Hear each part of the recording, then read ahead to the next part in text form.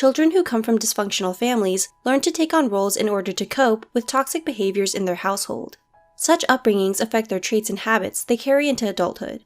Those who come from a background of alcohol or drug abuse experience a turbulent childhood and end up playing certain roles to alleviate the sadness, humiliation, or anger they feel.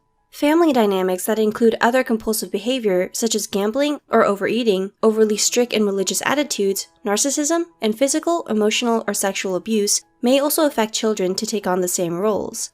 People may identify with more than just one role when they grow up in chaotic households. These are 5 types of children from toxic families. 1. The hero or responsible child. The hero or responsible child is wise and mature beyond their years. They're self-sufficient, perfectionist, overachieving, and seemingly composed.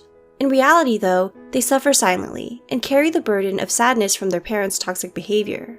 They're afraid of becoming like their parents, so they learn to be the exact opposite. For example, if the hero has a narcissistic and abusive parent, they usually try to be the favorite child, relying on good performance in order to receive love. 2. The scapegoat or troublemaker. The scapegoat or troublemaker is angry and defensive. At school, the scapegoat is typically the leader within their social group, and often get in trouble because that's how they learn to get the most attention.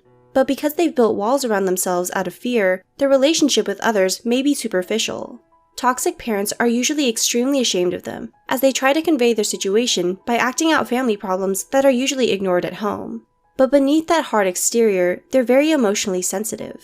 They're either the loud, rebellious type or the one easily picked on. And since they've been hurt by their abusive parent, they can be self-destructive.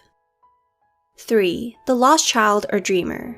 The lost child or dreamer is invisible within their family and tries to cope with the family's struggles by disappearing and reading books, daydreaming, or watching movies. They rarely get in trouble because everyone sees them as a good kid. It's assumed they also have a good, healthy life at home.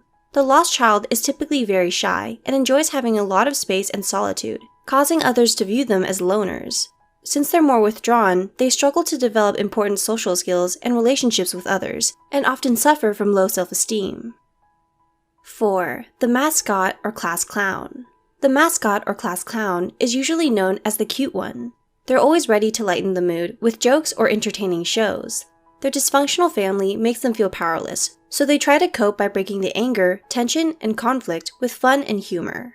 Most mascot children have a friendly disposition and are described as overly nice. Mascot children enjoy helping others because it distracts them from their own problems. Beneath their cheerful demeanor, however, they usually suffer from low self-esteem, anxiety, and depression, developing workaholic tendencies to make up for their insecurities. They also find it painful to ask for help when they're hurt, so they put on a brave smile for the world. 5. The enabler or caretaker. The enabler or caretaker is typically married to an addict, but children can also take on this role.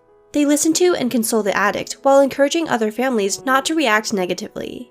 Because the enabler doesn't know how to cope with toxic behavior, they make excuses for the addict's alcohol or drug problems and deny such problems exist, masking the family's downfalls to make sure the public sees them as a happy, well-rounded family.